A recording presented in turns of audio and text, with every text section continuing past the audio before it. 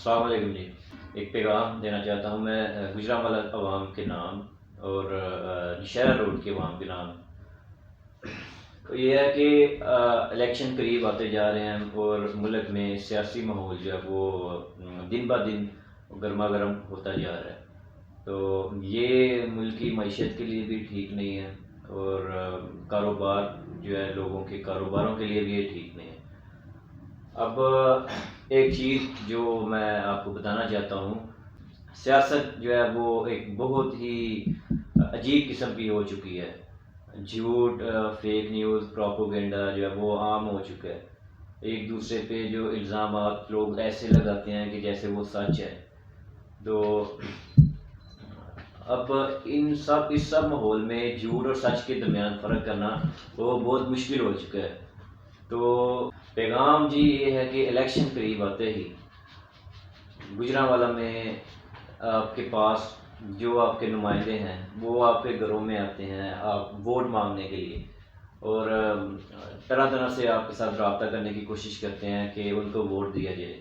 لیکن ووٹ لینے کے بعد جب آپ کو کوئی کام ہوتا ہے، کوئی آپ کا کوئی سرکاری کام ہوتا ہے یا کوئی کام آپ کا نہیں ہو رہا ہوتا، وہ کام آپ نے نکلوانا ہوتا ہے چاہے جینون کام ہو، تو وہ آپ ان سے رابطہ کرتے ہیں تو آپ کو جو ہے وہ کوئی رسپانس نہیں آتا۔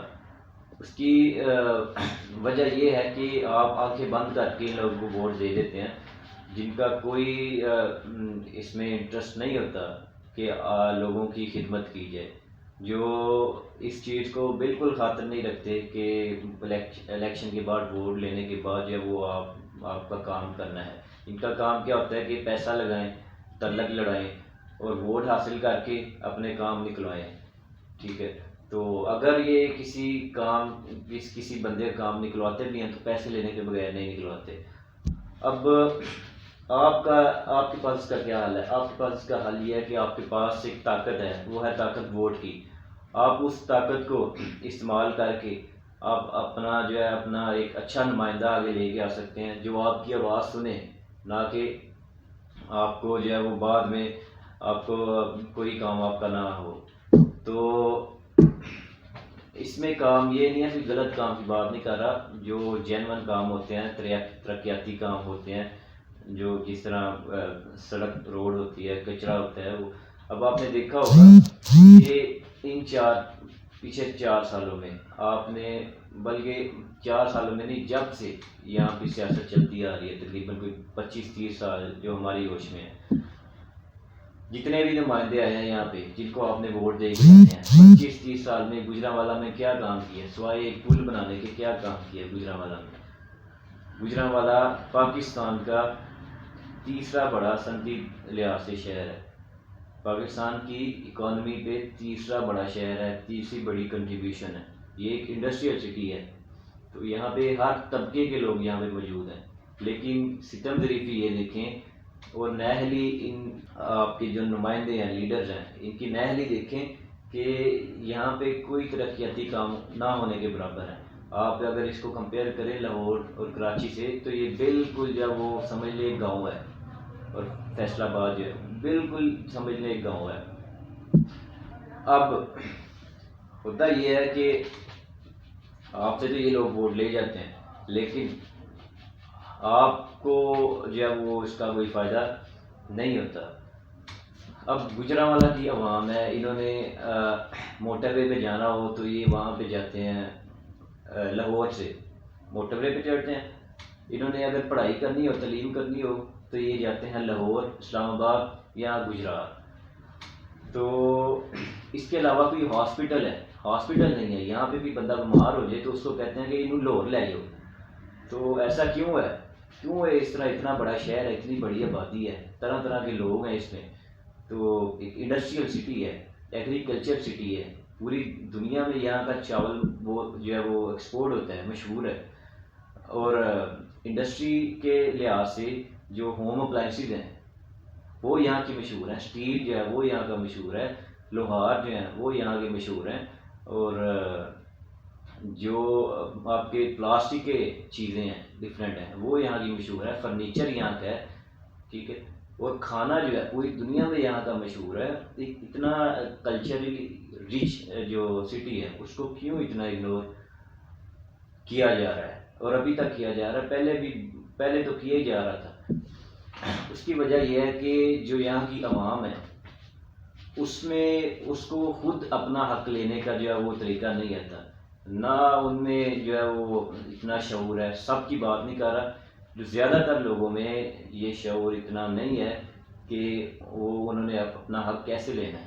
بھائی آپ ٹیکس دے رہے ہو, آپ گورنمنٹ کو ٹیکس دے رہے ہو, کاروبار کرتے ہو تو آپ کے پاس ٹیکس لینے آ جاتے ہیں, FBR والے لینے آتے ہیں, انکم ٹیکس لیتے ہیں, سیلز ٹیکس لیتے ہیں. آپ ایک صابن خریدتے ہو اس پہ بھی آپ ٹیکس دیتے ہو, ایک ایون سوئی آپ خریدتے ہو اس پہ بھی ٹیکس دیتے ہو. آپ گاڑی خریدتے ہو, 10 لاکھ کی گاڑی ہوتی ہے, اوپر 12 لاکھ اس پہ آپ ٹیکس دیتے ہو. تو ٹور پلازوں پہ آپ ٹیکس دیتے ہو. اتنا کچھ ہونے کے باوجود آپ کے پاس پیسہ نہیں لگ رہا, آپ کے شہر پہ پیسہ نہیں لگ رہا. تو اس کی وجہ جو وہی ہے کہ ان جو حکمران جو ہمارے یہاں پہ گوجرانوالہ کے حکمران ہیں ان کی نااہلی ہے, جو 30 سال 40 سال رہے ہیں. اچھا, یہ نہیں ہے کہ فنڈ نہیں ملے, فنڈ ملتے تھے لیکن فنڈ جو ہے وہ ادھر ادھر ہو جاتے تھے. فنڈ یہاں پہ ترقیاتی کاموں پہ نہیں تھے لگتے. 30-40 سال میں یہاں پہ صرف ایک پل بنے کے بعد کچھ نہیں بنا. اچھا, اب میں آپ کو بتاتا ہوں کہ یہاں پہ کمی کس چیز کی ہے, ہونا کیا چاہیے. یہاں پہ تو سب سے بڑا مسئلہ جو گوجرانوالہ کے مسائل ہیں وہ میں آپ کو بتانے لگا ہوں. سب سے بڑا مسئلہ یہ ہے کہ یہاں پہ ایک اچھی state of the art university ہونی چاہیے, ایک عالمی معیار کی یونیورسٹی یہاں پہ ہونی چاہیے, جہاں پہ یہاں کے لوگ پڑھ سکیں, ان کو تعلیم لے سکیں اور ان کو شعور آئے. تعلیم نہیں لیں گے تو شعور نہیں آئے گا, شعور نہیں آئے گا تو پھر جو اس طرح کے کرپٹ لوگوں کو دوبارہ منتخب کر لیں گے, اپنا نمائندہ اوپر لے کے آئیں گے. تو ان کو شعور آنا چاہیے. پھر دوسرے نمبر پہ یونیورسٹی اس لیے ضروری ہے کہ یہ ایک ٹیکنیکل ہب ہے, انڈسٹریل ہب ہے. یہاں پہ ٹیکنیکل لوگوں کی بہت شارٹیج ہے, دن بہ دن شارٹیج ہوتی جا رہی ہے. یہ ایک انجینئرنگ سٹی ہے, یہاں پہ انجینئرنگ یونیورسٹی تو لازمی ہونی چاہیے. ایک جنرل یونیورسٹی ہونی چاہیے, ایک انجینئرنگ یونیورسٹی ہونی چاہیے, میڈیکل کالج ہونا چاہیے. تو نہ یہاں پہ انجینئرنگ یونیورسٹی ہے, نہ یہاں پہ ایک جنرل یونیورسٹی ہے.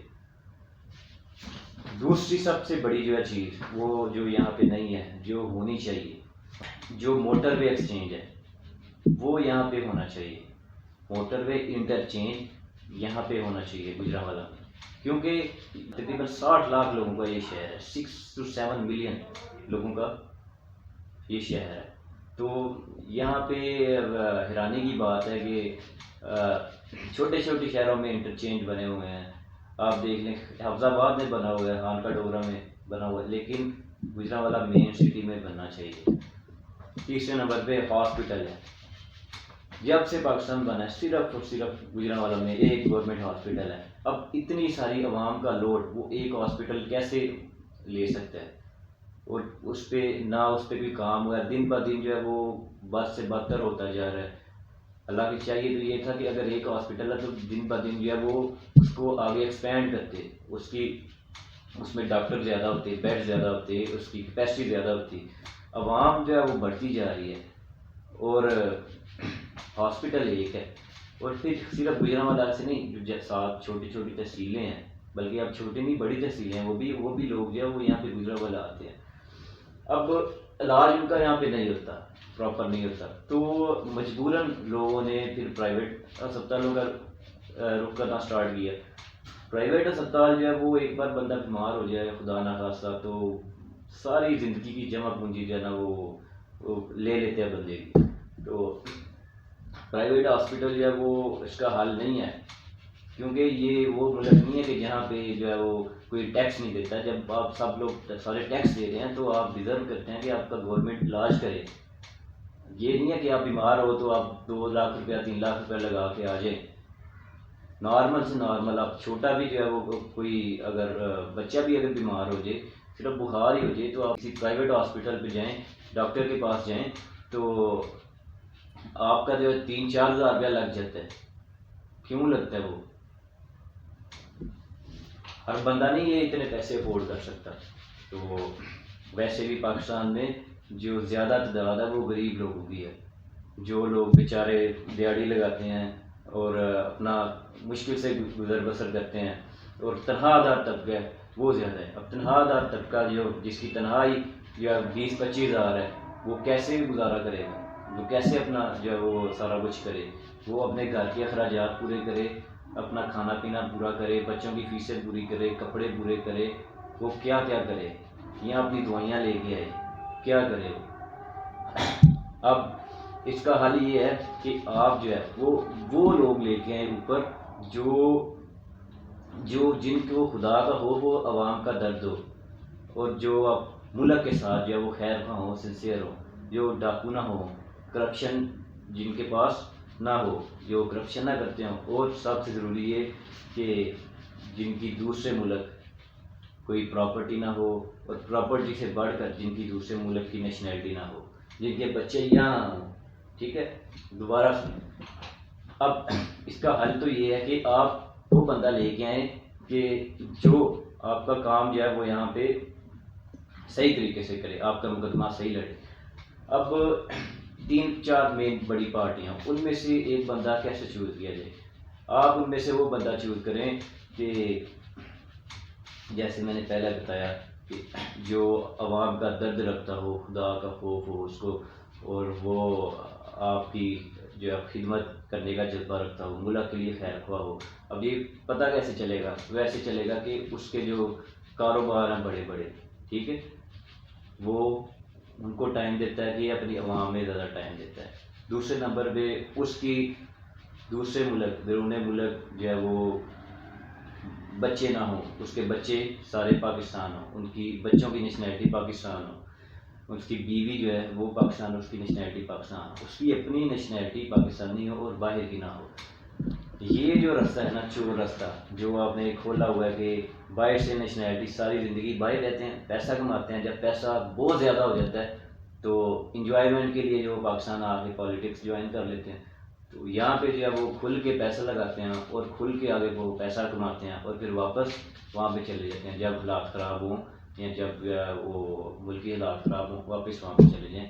تو اس سے ملک کے حالات بہتر نہیں ہوں گے۔ بہتر کرنے کے لیے ان کو لانا پڑے گا کہ جن کی جان مال سارا تعلق پاکستان میں ہے، جن کے سارے سٹیٹس پاکستان میں ہے، سارا انٹرسٹ پاکستان میں ہے، جن کا جینا مرنا پاکستان میں ہے، وہ لوگ جو ہیں وہ یہاں پہ آنے چاہیے۔ اچھا، اب دوسرے نمبر پہ جو یہ تو ہو گیا کہ بندہ آپ نے چوز کر لیا، تو اب یہ بندہ چوز کریں آپ، تو پھر اس کے بعد آپ کا اگر کوئی کام ہے تو آپ اس کو فالو بھی کریں، اس کو اپروچ کریں، تو آپ کو اس کو پتہ ہو کہ میں جس حلقے سے عوام کا ووٹ لے کے آیا ہوں وہ ایک مردہ قوم نہیں ہے، وہ ایک زندہ قوم ہے، وہ جاگتے لوگ ہیں، وہ اپنا حساب لینا جانتے ہیں۔ اگر اس پہ کوئی مقدمہ سامنے آئے، کوئی الزام سامنے آئے، تو آپ کا کام ہے کہ آپ وہ وہاں پہ اس کے پاس جا کے پوچھیں کہ بھائی یہ ہے، یہ کیوں ہے؟ کیونکہ وہ آپ کو ریپرزینٹ کر رہا ہے، وہ وہاں پہ آپ کا نمائندہ ہے، وہ اس حلقے کا نمائندہ ہے، وہ آپ عوام کا نمائندہ وہاں پہ۔ اگر وہ کرپٹ ہوگا تو وہاں پہ یہی ہوگا کہ یہ اس نمائندے کا بندہ وہاں پہ کرپٹ ہے، اس حلقے کا بندہ کرپٹ ہے۔ تو یہ بات یاد رکھیں کہ آپ جو ہے اس کو لازمی جو ہے وہ یہ نظر رکھیں اس پہ کہ وہ کیا کرتے ہیں، ٹھیک ہے۔ اور جو 3 کام میں نے کہے ہیں، یونیورسٹی، انٹرچینج اور ہاسپٹل، ان تینوں چیزوں پہ آپ جو ہے وہ زور دیں۔ پہلے ووٹ لینے سے پہلے آئیں تو آپ یہ تینوں چیزیں اس کے سامنے رکھیں کہ بھائی ہم آپ کو ووٹ تب دیں گے جب آپ ان تینوں چیزوں پہ کام کرو گے، یہ چیزیں بنواؤ گے۔ بہت شکریہ۔